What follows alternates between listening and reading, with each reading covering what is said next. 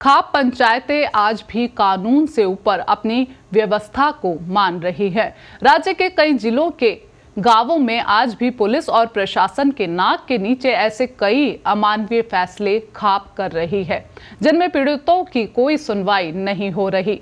हैरानी की बात यह है कि ऐसी खाप पंचायतों के फैसलों की पुलिस को भनक तक नहीं लगती। देखिए पत्रिका टीवी की ये खास रिपोर्ट।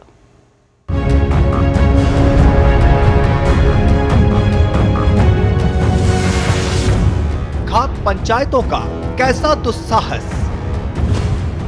क्या कानून से बढ़कर है इनका फरमान? क्यों खाप पर पुलिस नहीं कस पाई शिकंजा? क्यों फैलता जा रहा लाचारी का जहर? ऐसा लगता है कि हमारे समाज में दो तरह की कानून व्यवस्थाएं लागू हैं। पहली घोषित रूप से और दूसरी अघोषित रूप से। पहली व्यवस्था संविधान प्रदत्त है तो दूसरी वो व्यवस्था है जो समाज के ठेकेदारों ने अपने हिसाब से तय कर रखी है। तभी तो पाली जिले के बिलावास गांव में एक लाचार पिता को जलील कर उसे जहर का घूंट पीने को मजबूर कर देने जैसी घटनाएं सामने आती है। चिंता की बात यह है कि इससे पहले भी ऐसे दर्जनों उदाहरण आते रहे हैं जब समाज के ठेकेदार अपने बनाए कानून के तहत मनमर्जी की सजा तय करने लगे हैं। ऐसी सजा भी चुपचाप गुपचुप तरीके से नहीं बल्कि बाकायदा खुलेआम बुलाई गई पंचायत में दी जाए तो ये चिंता और बढ़ जाती है।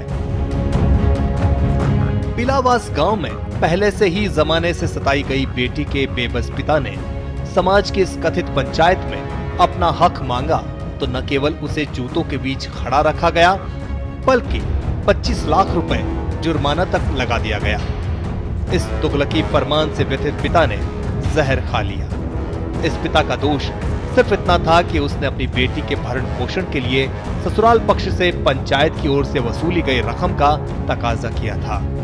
हैरत की बात यह है कि कथित पंच पटेलों ने ये वसूली भी खुद ही कोर्ट बनकर की। 13 साल हो गए मेरा केस चल रहा है। मेरे पति नितेश प्रजापति उन्होंने दूसरी शादी कर ली है मोमेडियन लड़की से और उन्होंने मुझे छोड़ दिया और समाज को उन्होंने 12.5 लाख रुपए भी दिए थे 9 पट्टी वालों को। अब आज उन लोग पैसे नहीं दे रहे। मुझे पिताजी गए थे 9 पट्टी में तो उन्होंने उल्टा हमसे ही 25 लाख रुपए मांगे। हम गरीब इंसान खाने के 2 वक्त की रोटी के लाले पड़ रहे। हम 25 लाख रुपए कहाँ से? पंचों के नाम है मांगीलाल, मीठा लाल है, भंवरलाल है, कालू जी, गुदराम, नेमाराम, लिखमाराम, अंडाराम, देवराम, मोहनलाल। देश की न्याय व्यवस्था में सामाजिक रूप से प्रताड़ित की गई अबलाओं को संरक्षण देने की पुख्ता व्यवस्था की गई है। ये कानून कायदे वैवाहिक संबंधों को लेकर भी बने हुए हैं। इस प्रकरण में लाचार पिता को तो वैसे ही कानूनन और सामाजिक रूप से संरक्षण की दरकार थी, लेकिन हुआ ठीक उल्टा। समाज के ऐसे स्वयंभू पंच पटेल जो कभी नैतिकता के झंडा बरदार बनकर प्रेमी प्रेमिकाओं को सताते हैं तो कभी चोरी की घटनाओं में खुद ही अदालत बनकर सजा तय करने लगते हैं। निर्दोषों को खूंटे से बांधने, यूरिन पीने को मजबूर करने और भारी भरकम जुर्माना राशि तय करने की घटनाएं बताती हैं कि समाज के ठेकेदारों को कानून की कतई परवाह नहीं। ये तो बेसिर पैर के फैसले थोप समाज में अपना खौफ और दबदबा कायम करने में लगे हैं।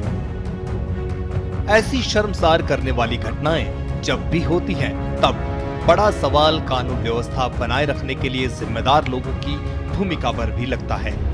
उससे भी बड़ा सवाल ये है कि कानून को हाथ में लेने की ऐसी हिमाकत करने वालों पर आखिर शिकंजा क्यों नहीं कसा जाता?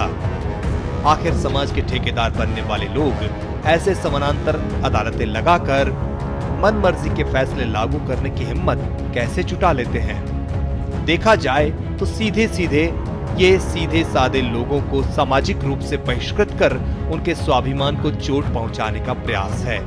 जाहिर है मिली भगत के बिना ऐसा दुस्साहस करना मुश्किल लगता है।